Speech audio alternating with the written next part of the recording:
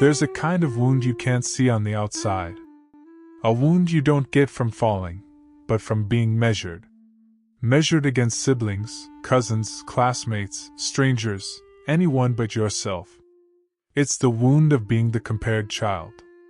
And it changes a person in ways even they may never fully understand. You grow up hearing things like, "Look at your brother. Learn from her. Why can't you be more like them?" And at first, you don't question it. You just assume everyone grows up with a mirror held against their face. A mirror that doesn't show who you are, only who you're not. But slowly, comparison becomes the language you learn to speak. A language of quiet inadequacy. A language of never enough. Psychologists call it conditional worth. The belief that you're only valuable when you perform, when you shine, when you match someone else's standard of success. But children don't call it that. They just call it, "I'm not good enough."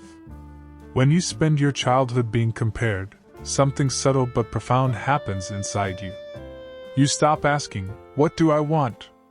and start asking, "What will make them proud?" Your choices stop being yours. Your happiness becomes negotiable. Your identity becomes a project, something to sculpt so it fits the people watching. And here's the painful irony. The compared child usually isn't the one who failed. They're the one who tried the hardest. They're the ones who worked quietly, studied late, helped silently, loved deeply. But none of it was seen because everyone was too busy looking at someone else. The brain of a compared child learns something dangerous.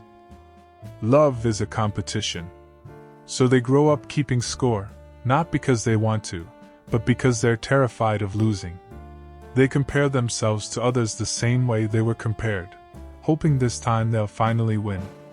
But comparison is a game designed for you to lose. There will always be someone smarter, faster, prettier, richer, luckier. The finish line keeps moving, and you keep running. Here's what most people don't understand. Comparison doesn't create excellence. It creates exhaustion. Because when your worth depends on being better than someone else, peace becomes impossible. You're always watching, always measuring, always feeling slightly behind.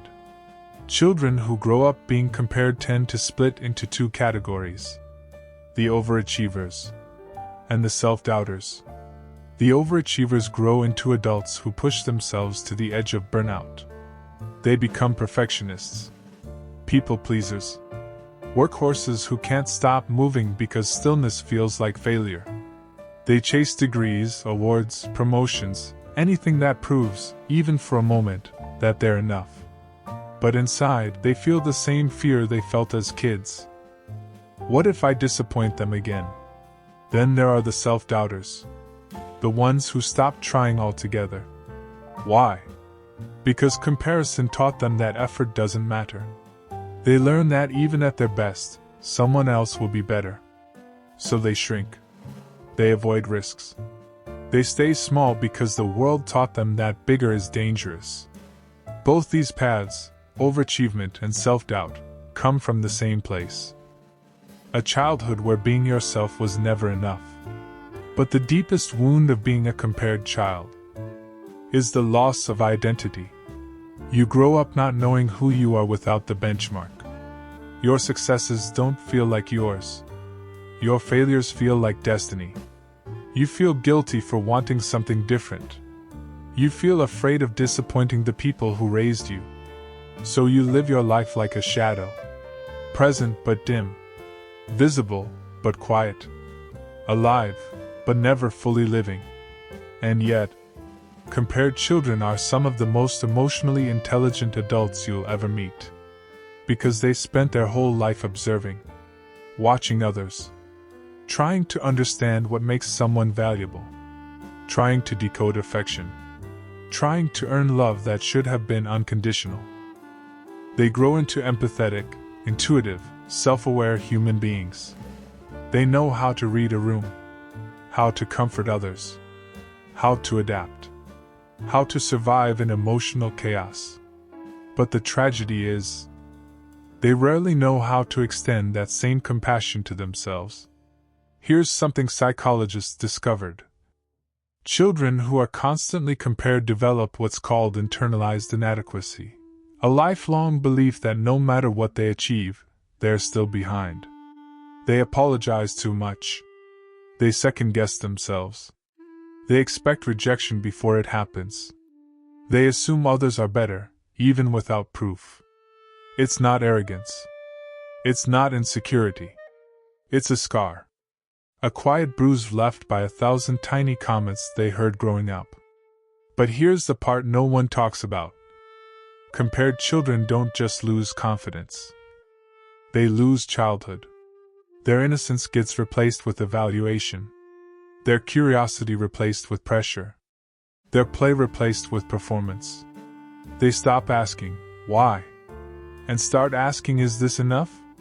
If you're listening to this and wondering why this feels familiar, why this feels personal, maybe you were the compared child too. Maybe you know what it's like to hide your report card before showing it. To feel your worth rise and fall like a stock market. To pretend you didn't hear the comparisons that cut deeper than any insult.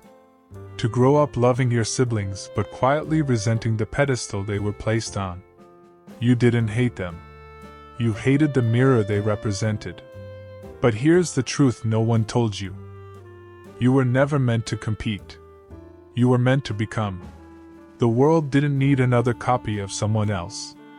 It needed you. Your mind. Your heart. Your way of seeing things. Your quiet strengths. Comparison didn't let you see that. But adulthood can. Healing from being a compared child isn't about proving your worth. It's about reclaiming it. It starts with a simple, terrifying question. What do I want? Not what makes your family proud. Not what makes others impressed. Not what makes someone else look small or you look big. Just what makes your soul feel alive. Because the moment you stop chasing someone else's story, your own story begins. You start realizing that the person you've been comparing yourself to, their strengths aren't yours, and your strengths aren't theirs. And that's the point. Life wasn't meant to be parallel. It was meant to be personal. And here's the quiet miracle. Compared children grow into adults who, once they heal, become some of the most unstoppable people you'll ever meet. Why? Because they've spent their entire lives carrying weight that was never theirs. Once they put it down, they rise. Quickly. Powerfully. Authentically. They create lives that finally feel like theirs. They build identities rooted not in comparison, but in truth. And they learn something most people never do. That the only person worth competing with is the person you were yesterday. So if you were the compared child, the one who grew up feeling less than, the one who carried quiet heaviness, the one who lost yourself trying to become someone else, I want you to hear this clearly. You were never behind. You were never lacking. You were never supposed to be them. You were supposed to be you. And the world is finally ready for that version. The real one. The whole one. The one who stopped competing and started becoming. Because healing from comparison doesn't mean you win the race. It means you walk off the track entirely. And choose a different path. A peaceful one. A true one. A life measured not by who you match, but by who you are.